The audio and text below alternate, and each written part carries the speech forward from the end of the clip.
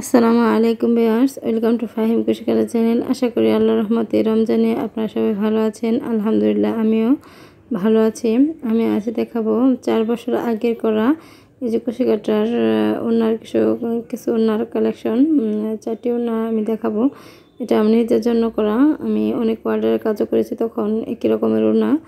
এখন আর অর্ডার নেওয়া হয় না। তবে আপনারা যদি চান এরকম ওনা করে দিতে, তবে আমি করে দেবো, অর্ডার করতে পারেন। আর এখানে কাটওয়ার্কের কাজ করেছি। কাটওয়ার্কের কাজও আমি আমার চ্যানেলে আপলোড করেছি। এই ওড়নাটার ভিডিও আমি দিয়েছি। নিচে লেস মাঝখানের জয়েন্টটাও করে নিয়েছি। খুব সহজভাবে বুঝিয়েছি আমি, ভিডিওতে লিংক দিয়ে দেব। আর টার্সেলগুলো লাগানোর নিয়ম দেখিয়েছি। আর এই ওড়নাটা করেছি আমি টুকরা কাপড় দিয়ে। এই টুকরা ছিল 3টা টুকরা ছিল, 2টা টুকরা একই কালার, মাঝখানে টুকরা এক কালার। এটা দিয়ে আমি ওড়না তৈরি করে নিয়েছি। অনেক বড় সড়ো ওড়না। আর ওড়নাটা আমার খুবই পছন্দের।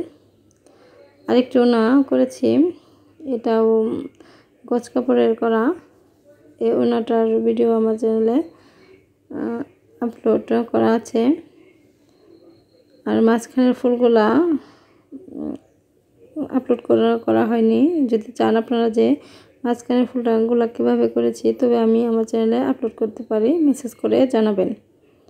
আরেকটি ওড়না আমার, এটা সর্বপ্রথম ফার্স্ট কুশিকাটা কাজ করেছি তখন কেবল শেখা, তখন সেই অবস্থায় আমি করেছি। দেখেন কুশিকাটার কাজগুলো একদম সুন্দর হয়নি।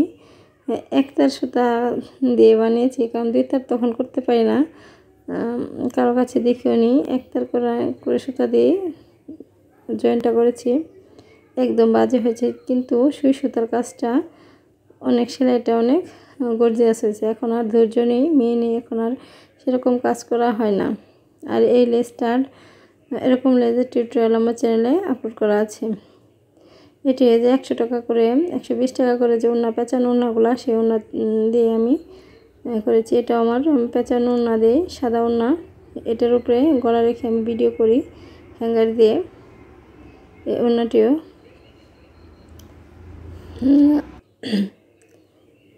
আর আমার চ্যানেলে কুশিকাটার গলার ভিডিও টিউটোরিয়াল আছে, খুব সুন্দর সুন্দর কিউট আপনারা দেখে নিতে পারেন। আর এই ওনার সাথে যে ফার্স্ট যে ওনা দেখালাম কাটওয়ার্কের, সেই ওনার সাথে অ্যাডজাস্ট করে মেশিং করে আমি যে জামাটা বানিয়েছি।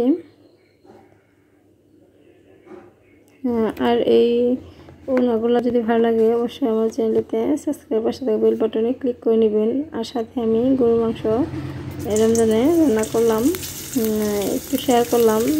আমার যে আপনারা ভালো রান্না করতে পারেন, তবুও আমার অভিজ্ঞতায় আমি যেভাবে আমি রান্না করি সেভাবে আমি একটু শেয়ার করলাম।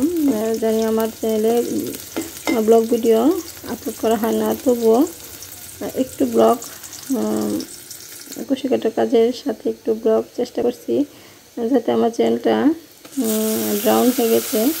যারা ব্লগ ভিডিও দেখেন তারা একটু আমার এই রান্নার ভিডিওগুলো দেখেন, এতেগুলো আমি অনুপ্রাণিত হব। কারণ আমার প্রায় 1 বছর হয়ে গেছে, তবু আমার চ্যানেলে 1 বছর না 2 বছর পার হয়ে গেল, তবু আমার চ্যানেলে সফলতা পাইনি। আমি 1000 সাবস্ক্রাইব পূর্ণ করতে পারিনি, আর 4000 ঘন্টা ওয়াচ টাইম পূর্ণ করতে পারিনি। খুবই কষ্টজনক, কারণ ইউটিউবে আমার কিছু আশা নেই। চাকরি বাকরি করে না, পড়াশোনা কমপ্লিট, ইউটিউবিং করছি যাতে নিজের হাত থেকে টাকা কিছু হলেও পাওয়া যায়, অন্যের উপর ভরসা করতে না হয়। আপনারা যদি সহযোগিতা করেন, আমার পাশে থাকেন, আমার ভিডিওগুলি স্কিপ না করে পুরোটাই দেখেন, তবে আমি সফলতা পাবো। যারা ইউটিউবিং করছেন তাদের স্বপ্ন একই থাকে। যাই হোক, এভাবে আমি গরুর মাংস সব মশলা দিয়ে অল্প পরিমাণ তেল ইউজ করলাম, কারণ গ্যাসের সমস্যা। আর সরিষার তেল ইউজ করবো, তাই আমি অল্প পরিমাণ তেল দিলাম। আর গোস্তের মধ্যে কিছু তেল আছে, সেগুলো গলে অনেক তেল হয়ে যাবে, তাই তেলের পরিমাণটা কম। আর যখন কষিয়ে নিব, তখনই আমি সরিষার তেলটা দিয়ে দিলাম, আর পেঁয়াজ কুচি দিলাম কিছু। আর সরিষার তেলটা দেওয়ার কারণ হলো, এতে গরুর গোশতের স্মেলটা ভালো আসে। এভাবে আপনারা রান্না করে ট্রাই করে দেখবেন, খুবই সুস্বাদু হয়েছে। এদের সাথে আমি আমার ছেলে আলু পছন্দ করে গোশতের মধ্যে, তাই কয়েকটা আলু দিয়ে দিলাম। কালারটা অসাধারণ হয়েছে। আশা করি আমার এই রেসিপিটি আর অন্য কাজগুলো আপনাদের কাছে ভালো লেগেছে। ভালো লাগলে অবশ্যই আমার চ্যানেলকে সাবস্ক্রাইব করবেন যারা নতুন আছেন, আর যারা পুরাতন আছেন যারা সাবস্ক্রাইব করেছেন তাদেরকে অসংখ্য ধন্যবাদ।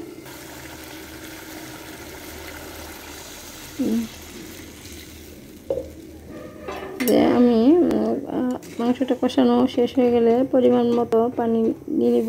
একটু পানি পরিমাণ বেশি দিয়ে দিলাম, কারণ গোশতের একটু সিদ্ধ না হলে আমি খাওয়ার সমস্যা, তাই একটু বেশি পরিমাণ সিদ্ধ হতে হয় গোশতের তরকারিতে। আশা করি আমার ভিডিওটি ভালো লাগছে। সবাই ভালো থাকবেন। আসসালামু আলাইকুম।